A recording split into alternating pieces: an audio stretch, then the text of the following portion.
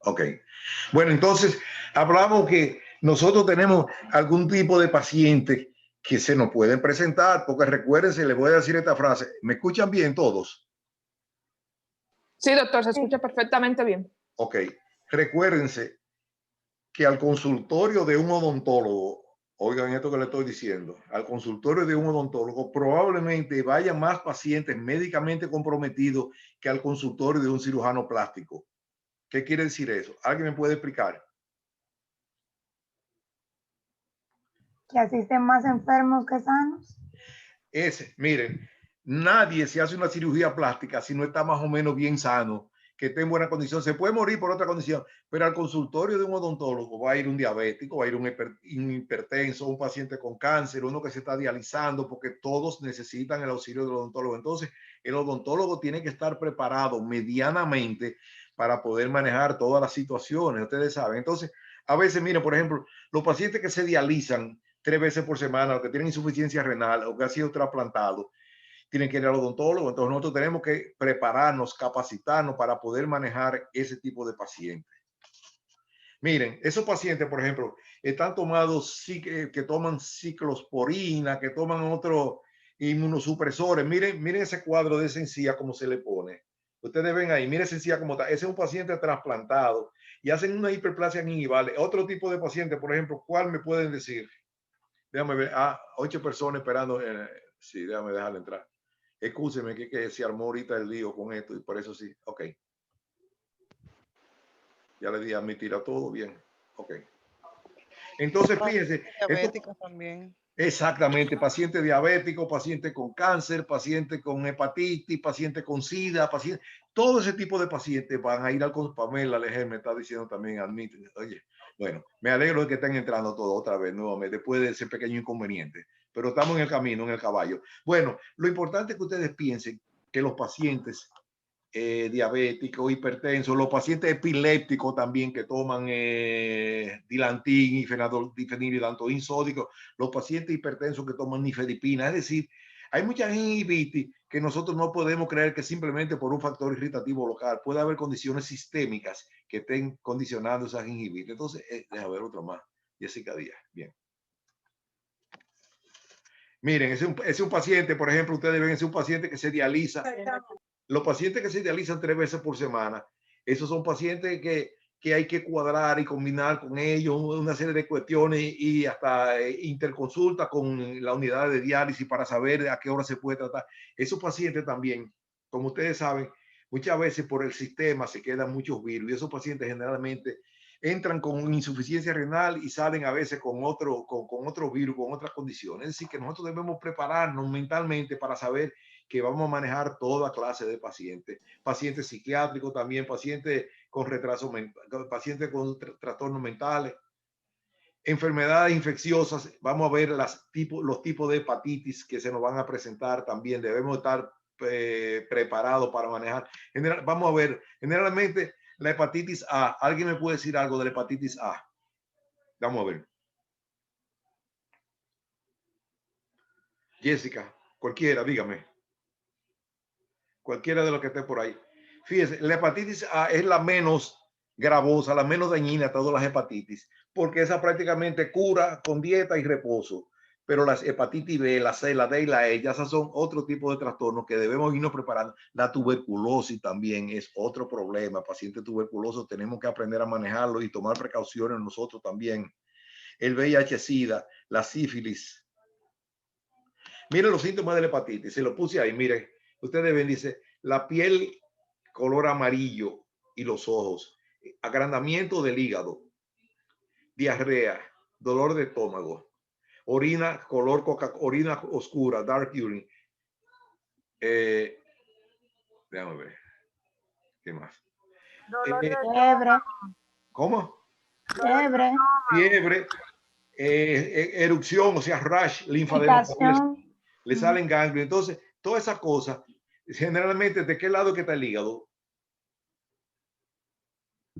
Hipocondrio derecho, ¿no? Derecho. Exactamente. Pues usted está duro en anatomía, hipocondrio derecho, es decir, abajo de la costilla. Ese paciente, si ustedes lo palpan y tienen agrandamiento ahí, entonces, esos pacientes generalmente con hepatitis A, se manejan con dieta y reposo. Y eso más o menos cura. A veces puede parecer una gripe, pero eso generalmente resuelve todo. Ahora ya las otras hepatitis ya son otra cosa.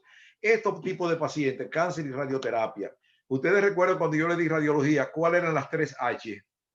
Sí, hipoxia, hipovascularidad y hipocelularidad. Exactamente, exactamente, muy bien. Ah, pues ustedes se acuerdan. Recuerdan que esas 3H van a ¿qué?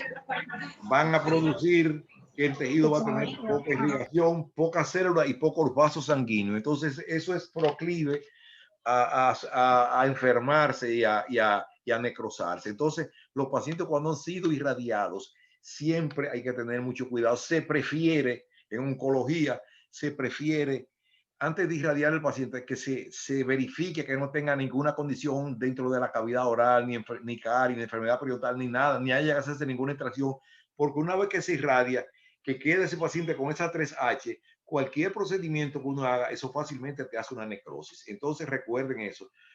Pacientes que han sido irradiados, averiguar cuándo fue e investigar la cantidad, escribirle al oncólogo, al radioterapeuta para evitar eso, porque miren que termina en una osteoradionecrosis. ¿Qué es eso? Eso es cuando el hueso, debido a Se la necrota. muere. Una muerte del hueso por efecto de las radiaciones. Exactamente, muy bien. Eso entonces recordar siempre eso, Naima, y a todos ustedes, recordar que esos pacientes cuando han sido irradiados van a tener esas 3H y eso hace que fácilmente uno pueda tener problemas. Hay otra condición también que se la voy a mencionar que ustedes deben saberla. Una pregunta, doctor. Dime. Después del paciente haber sido irradiado, ¿qué tiempo o qué prolapso de tiempo uno tiene que esperar para poder hacerle cualquier tratamiento? Eso es bueno, por eso es bueno interconsultar con el oncólogo. Por eso se prefiere que los pacientes se le hagan cualquier tratamiento odontológico, sea cirugía, exodoncia, corona y puente, lo que fuere, antes del tratamiento. Porque una vez que se le da el tratamiento, dependiendo de la dosis, eso es bueno interconsultar, escribirle al oncólogo si se le puede realizar tratamiento. Ahí es la importancia de la interconsulta para uno no irse en rojo. Y de una manera involuntaria uno venía por provocar una radionecrosis sin uno proponérselo. ¿Ustedes me entienden? Entonces, miren, otra cosa. Hay un medicamento que está muy de moda en pacientes con osteoporosis que produce necrosis maxilar. ¿Cómo se llama ese medicamento? Nadie sabe. Nadie sabe. ¿O sabe alguien? Eso se llaman bifosfonatos. Apunten ese nombre con B grande. Bifosfonatos. Bifosfonatos. Ese medicamento lo utilizan generalmente mujeres con osteoporosis y le dan para eso, para la osteoporosis, pero entonces puede producir osteonecrosis por bifosfonato. Apunten el nombre, bifosfonato necrosis maxilar, para que lo tengan pendiente, que no se le olviden. Las cosas que yo les digo no son rarezas, son cosas que pueden presentarse. Bifosfonatos se utiliza para osteoporosis, mujeres postmenopáusicas y entonces, y otro trastorno. Entonces es bueno tenerlo pendiente. En la historia clínica, en el interrogatorio, una mujer que uno vea que sobrepasa ya la edad de la posmenopáusica, investigarle y preguntarle si realmente ella está tomando bifosfonatos y averiguar, interconsultar con el endocrinólogo o con el ortopeda que se lo está indicando para uno saber cómo actuar. Hay una prueba que se llama 17 telopéptidos, pero bueno, no nos vamos a meter en profundidad, pero que ustedes tengan pendiente, apunten eso en un ladito, en una hojita, bifosfonatos, necrosis maxilar, y después ustedes con tiempo la buscan y la próxima clase comentamos. Vamos a seguir.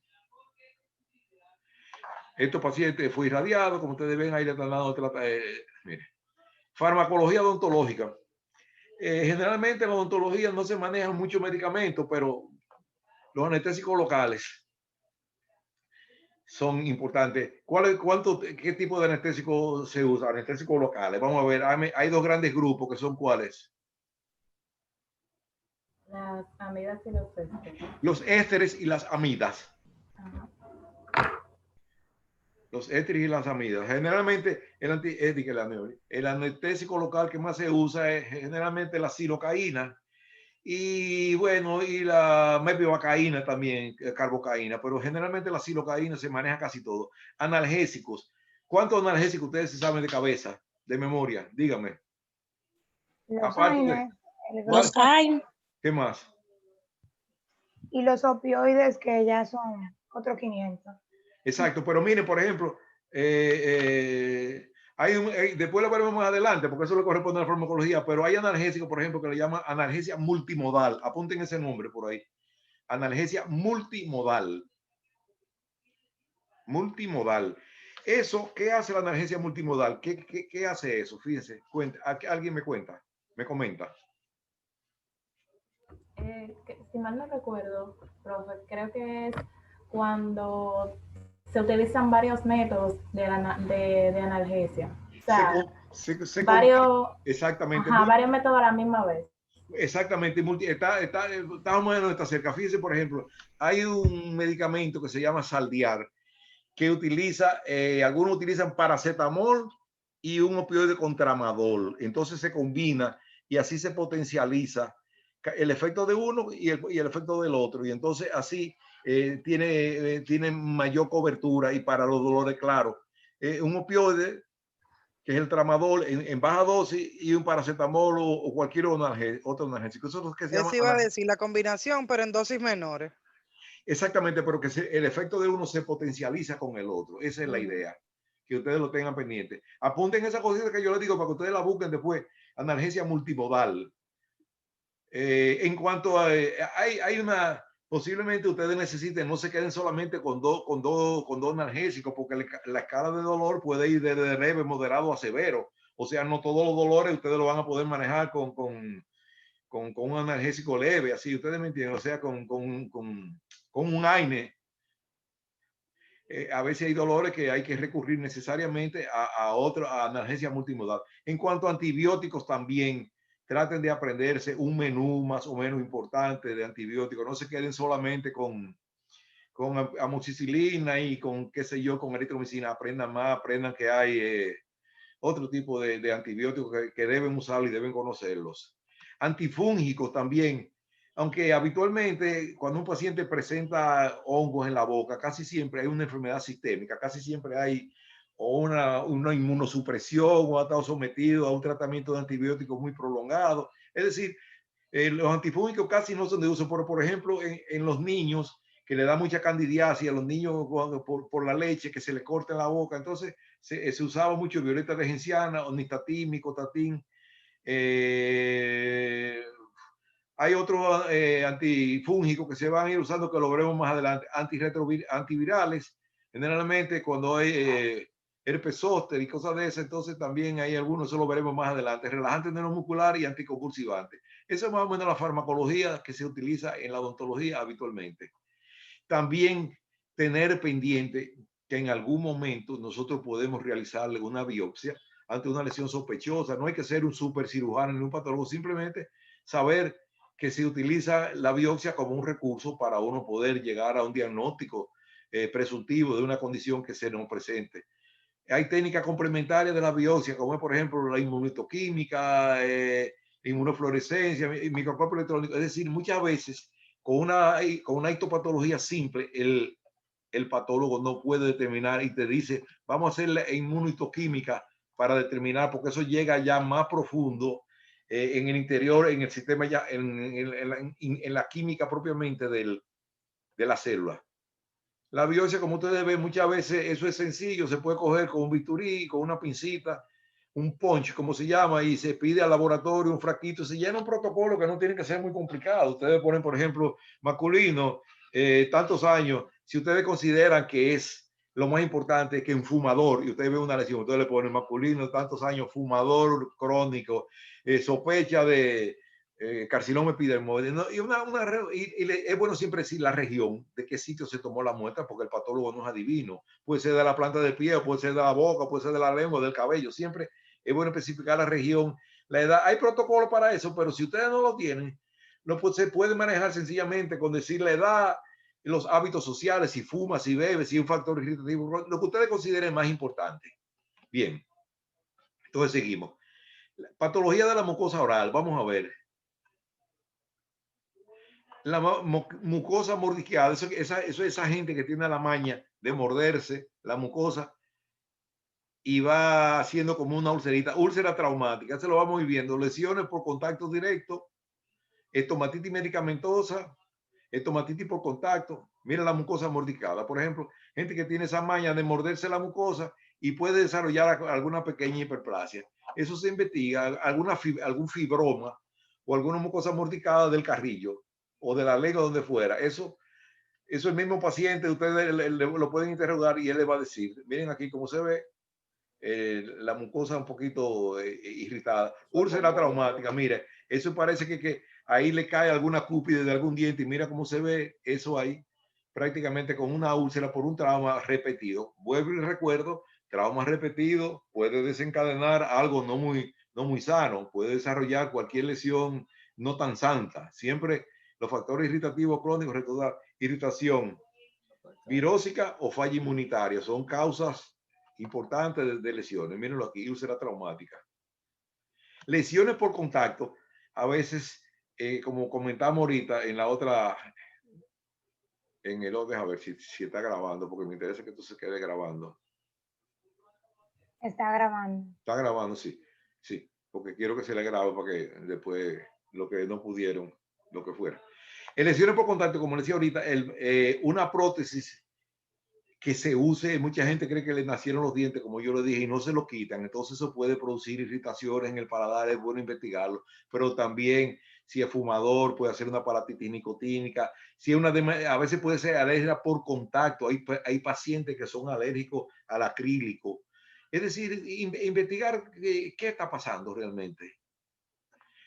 Esta es otra condición que se puede ver a veces, más frecuente en el maxilar superior, sobre todo en el área del paladar, necrosis por anestesia. ¿Por qué usted cree que se produce esa necrosis por anestesia? Vamos a ver. Anaima. Bueno, cuando se aplica demasiados anestésicos, puede necrotar el tejido no es inmune a los fármacos. No, y recuerden que los vasoconstrictores y el aumento de la presión, eso va a producir una pequeña necrosis. Un vasoconstrictor ahí, claro, lo pone blanquito, lo pone isquémico, y entonces eso fácilmente hace lo que se llama, por eso es bueno pensarlo, sobre todo porque puede ser que el paciente venga con una úlcera generalmente en el paladar, generalmente en la cara palatina, por dentro, y chequear si ese paciente le pusieron un anestésico local o cualquier cosa. Eso es bueno investigar siempre la historia clínica, porque puede aparecer eso por sobreuso de anestesia, por la misma presión. Estomatitis medicamentosa, ¿qué ustedes creen que es eso? Vamos a ver. Por el abuso de medicamentos también. Pero tú sabes por qué, ustedes saben por qué hace eso. A veces hay pacientes que agarran una aspirina y se la ponen ahí, o un buche de gas, o un buche de cualquier cosa, y se lo ponen, entonces viene una estomatitis medicamentosa. Generalmente. Un buche de humo. ¿Cómo? Un buche de humo, como he visto. De tabaco, de eso. ¿Qué tú dices? Que se ponen un buche de humo, cogen un buche de humo en la boca y que para el dolor. Sí, pero a veces hacen gárgara de gas, o se ponen una aspirina, cualquier cosa. Entonces, dime. Me sorprendo lo que usted dice, el buche. Ah, sí. Ah, mira aquí por aspirina, míralo ahí. Ese paciente se puso una aspirina en esa carie, ya ustedes saben, una tabletica de aspirina, y eso era ácido salicílico quemándole, y eso es ácido de batería pegado en contacto con la mucosa, ya ustedes saben. Imagínense eso. A veces puede resultar peor el remedio que la enfermedad, pero bueno, ya ustedes saben. Eso, es bueno que lo tengan pendiente. Déjame ver. La irradiación, lo que decíamos ahorita, las 3H, hipoxia, hipocelularidad e hipovascularidad. Serostomía. ¿Qué es serotomía? Cuando las glándulas salivales, bueno, boca seca, básicamente. Exacto. Las glándulas salivales se pueden ver atrofiadas. Exactamente, muy bien, Homer. También. Se seca, pero significa que, como muy bien ustedes lo dijeron, serotomía es boca seca. O sea, disminución de la producción de saliva. Entonces, ¿cuáles pacientes presentan serotomía a veces que nosotros debemos tenerlo pendiente? Diabéticos. La persona No, diabética. ¿y qué dice arriba? Pues las personas que son irradiadas. Ah, Personas que han tenido cáncer y eso. exactamente, exactamente. Esa, No la solo y las personas que son, por ejemplo, personas que fuman tabaco, cigarrillos. también puede ser esa cosa. Generalmente, si ustedes recuerdan, los diabéticos también tienen serotonía, porque los diabéticos tienen poliuria, polidipsia, polifagia y periodo de peso. Generalmente orinan mucho y a veces la boca se les reseca. O sea, tienen... Y le da mucha sed. Exactamente, poliuria y polidipsia, le da mucha sed, polifagia, y ya yo Y diría... hay una quinta P, profe, usted lo sabe. ¿Cómo? Que existe, según la gente diciendo, relajando, que hay una quinta P de los Ajá. diabéticos. ¿Usted Ajá. la conoce? ¿Cuál es? La de los hombres, pérdida de virilidad, o sea, que no pues, se le... bueno, ya es otra cosa, está bien. Sí. Está bien, no necesariamente, pero bueno, hay otros recursos, pero bueno. Entonces, yo te diría que inclusive hay una P que yo no estoy muy de acuerdo, ya que ha ido cambiando con el tiempo. Poliuria, bien, está bien, orina mucho. Polidipsia, muchas veces. Polifagia, y la que yo no estoy de acuerdo es con una que se llama pérdida de peso, porque yo estoy viendo que la mayoría de los pacientes diabéticos caen en obesidad más que en pérdida de peso. No sé si ustedes Estoy de acuerdo. ¿verdad? O sea que esa última P, Sí. como que yo no estoy muy de acuerdo. Porque los pacientes diabéticos le da mucha ansiedad, comen mucho. Eso, y en vez de pérdida de peso, yo diría que ganancia de peso. Ellos lo que hacen es que ganan. Exactamente. Exactamente. Entonces, esas son cosas que yo las murmuro con ustedes por aquí, pero no se lo digan a nadie, que yo se lo comenté. Pero realmente esa última P, yo creo que es una G, que es ganancia de peso. PPG, PPPG. Bueno, seguimos. Mucositis, eso es la mucosa se ulcera mucho, se le hace mucha ulcerita en la mucosa, eso es muy doloroso, esa condición de mucositis. Pamela está entrando. Alteraciones dentarias también ocurren a nivel de la corona dentaria. Y esta, que es la complicación mayor, esa que dice osteoradionecrosis. Esa es la que más tormento nos puede dar a nosotros, la osteoradionecrosis. Todas, pero porque para los pacientes diabéticos hay salivas artificiales, o sea, saliva artificial, así que a base de glicerina, otra cosa que el paciente, y además si bebe mucha agua, por lo menos se hidrata, pero bien. Serotomía, mira cómo se ve esa lengua ahí, sequecita, ustedes ven. Esa lengua está sequecita, muy bien. Mucositis, mira cómo se ve la mucosa. Mucha ulcerita, mucho pelado, o sea, eso es también muy doloroso, porque eso es un trauma que experimentan los pacientes. Yo veía mucho, cuando yo estaba en la plaza, que me llamaban de oncología, muchos pacientes hacían mucositis, esos pacientes que habían sido irradiados, que habían estado tratados por quimio, la boca prácticamente era un quemadero, una quemazón que tenían en la boca los pobres, ¿sabes? Había que manejarlo a base de... Alteraciones dentarias también puede producir en algunos casos daño.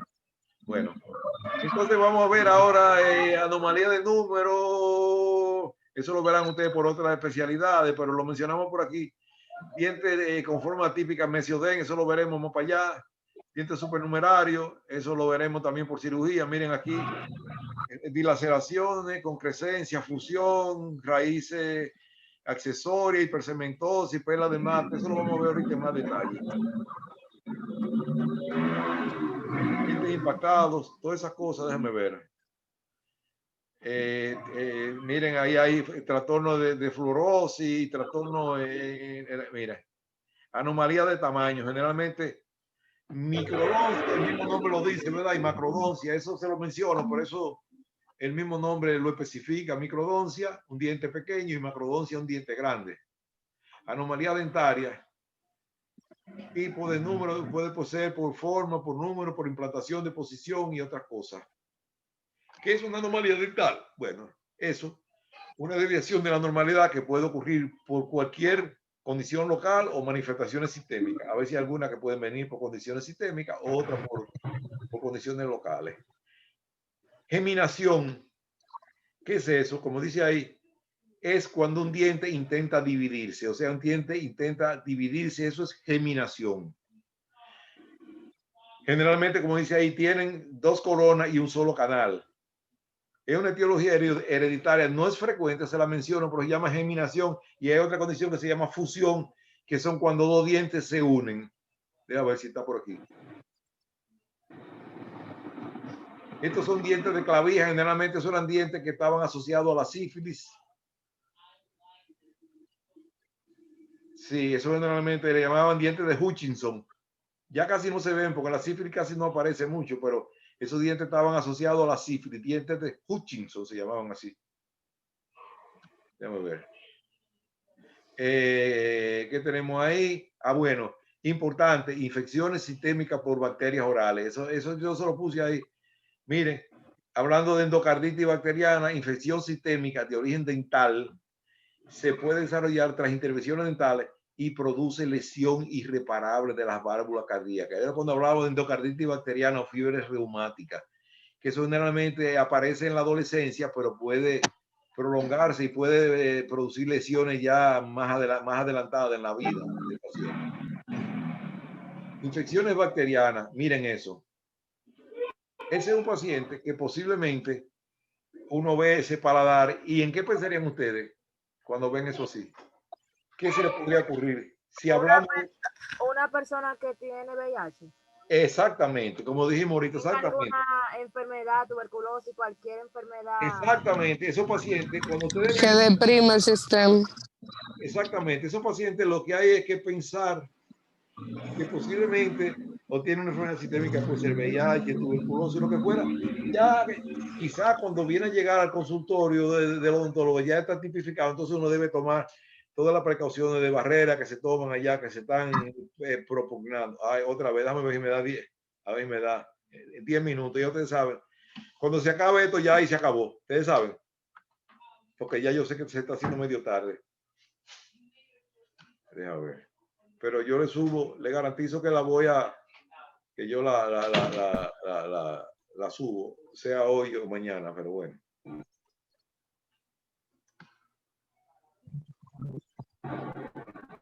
Ok. Osteoradionecrosis, bien. Ah, carajo. Se salió otra vez. Mira. Déjame ver si me deja entrar otra vez.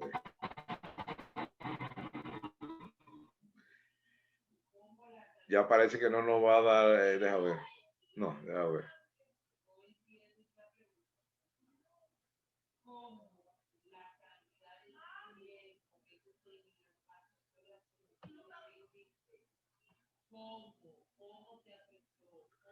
Bueno, ¿me oyen? ¿Me oyen? Sí. Sí, doctor, se escucha.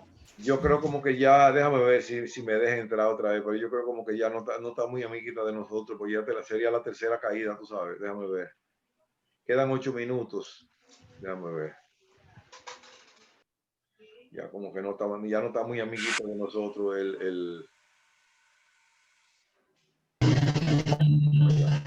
Bueno, lo dejamos aquí entonces, yo creo que sí, de todas maneras yo lo voy a grabar, pero yo creo que ya, déjame ver si me deja, ay Dios mío.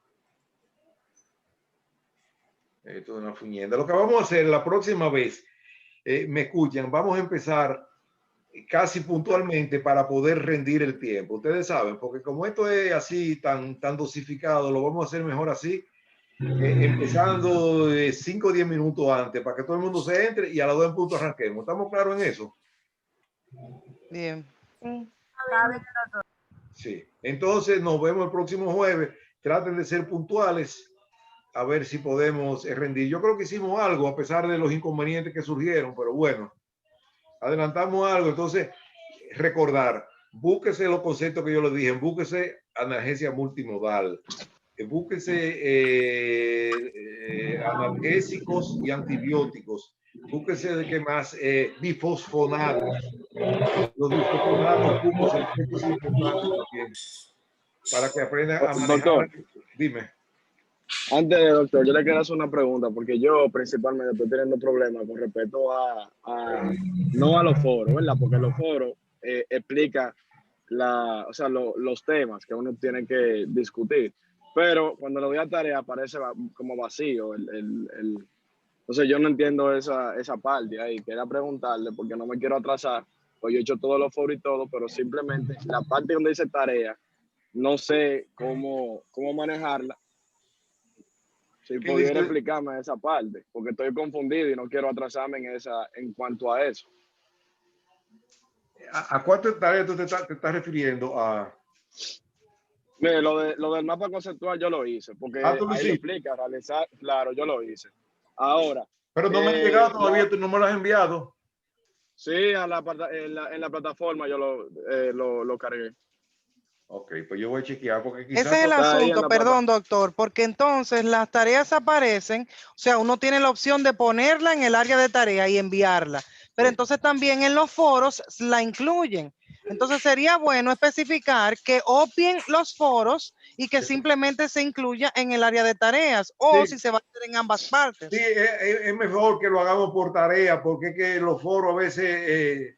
Ahí es que está el detalle. Por ejemplo, yo he participado en los foros, entonces yo pensé que donde decía tarea no había que hacerla porque ya uno participó en el foro y uno prácticamente, o sea, vendría siendo lo mismo. Ahora, si usted dice, por ejemplo, eviten el foro y manden una tarea sobre X tema y cárguenla aquí.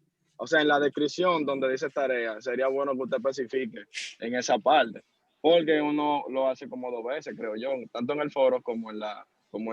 Sí, pero vamos a tratar de... Miren, vamos a tratar de manejarlo la mayor parte de las veces en base a videoconferencia, tú sabes, para que no haya muchas cosas y hacemos el intercambio nosotros por aquí mismo. Yo creo que lo más beneficioso es el cara a cara, que nosotros hablemos, tú sabes, aunque hagamos tareas, pero lo más beneficioso es el intercambio entre nosotros, que ustedes digan esto y esto y esto y esto, porque al fin, a veces esas informaciones a veces no llegan o cogen una ruta que no es, ustedes me entienden, porque todavía la plataforma se está terminando de reestructurar. Entonces yo creo que lo más importante es que nosotros nos manejemos cara a cara y cualquier duda la ventilemos por aquí. ¿Ustedes me entienden?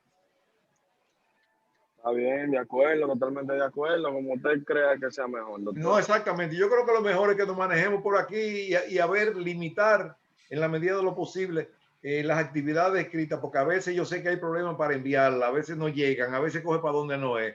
Entonces, doctor, disculpa que lo interrumpa, también las tareas se desaparecen. Últimamente la página está dando problemas de que uno subió una tarea y de que de repente no sé si es que la borra o qué. Eso también por eso, porque ayer tuvimos un percance con una maestra de una asignatura. Le subimos la tarea y de repente la tarea en la plataforma desapareció. Se perdió. Por eso es lo que le digo. Para mí lo más importante es que nosotros vamos a tratar de ser puntuales el próximo jueves. Yo voy a no entrar con tanta anticipación, sino 5 o 10 minutos antes para que no se nos pierda el tiempo. Y vamos a manejarlo mejor como si fuera una clase normal, una clase presencial, sincrónica. Y entonces vamos a ir resolviendo, porque eso ha ocurrido. Yo he oído muchas quejas que a veces se pierden, a veces se borran.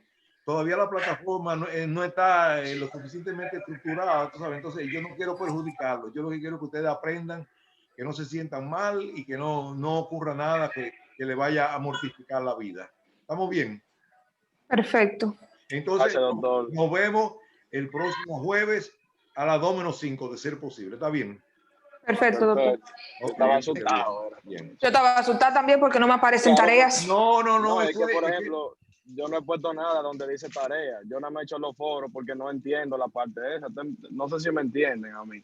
Porque sí. es como si fuese 2 veces. ¿No? Yo digo, ¿será que hay o sea, una programación cuando tú creas un foro? Maggie, lo que pasa es que donde te ponen la tarea también tienes que ponerlo en el foro como al mismo tiempo. Por eso es que mucha gente se confunde. Ay, mi madre. Tú ves, yo no he subido tarea por eso. Nada más he hecho los foros y todas las discusiones donde están todo eso. Pero eso ahí, es que mira, lo que pasa es que la plataforma tiene tantas posibilidades que a veces se confunde cualquiera. O sea, ¿tú me entiendes? Ese es el asunto. Vamos a tratar de manejarlo como si fuera una clase formal y una que otra cosita que ustedes me envíen una tarea, porque los foros son más complicados, una tarea y no hacerla toda la semana, sino más o menos de cuando en cuando. Lo que yo quiero es, finalmente, para no cansarlo, porque ya yo sé que ya estamos en el tiempo, son las 3:30. Lo que yo quiero es que ustedes les quede en la cabeza que mi intención es que ustedes aprendan. Yo no vengo aquí a confundirles la vida ni a hacerles nada. Que ustedes aprendan, se puedan defender lo mejor de lo posible con cualquier patología que aparezca, que no sea muy rara. Esa es mi intención. ¿Estamos claros en eso? Sí, doctor, perfecto. Ya, así es que olvídense de lo demás. Entonces nos vemos el próximo jueves a las 2:05. Yo voy a tratar de salir bien rayando para no perder tiempo. Está bien. Gracias. Entonces. Ok, doctor. Gracias a usted, doctor. Gracias a usted, doctor. Gracias, feliz tarde. Igualmente, feliz tarde. No se preocupe. Ya ustedes saben que estamos todos en el mismo caballo. Ajá, así mismo. Cuídese. Bien. Cuídese, doctor. Bien.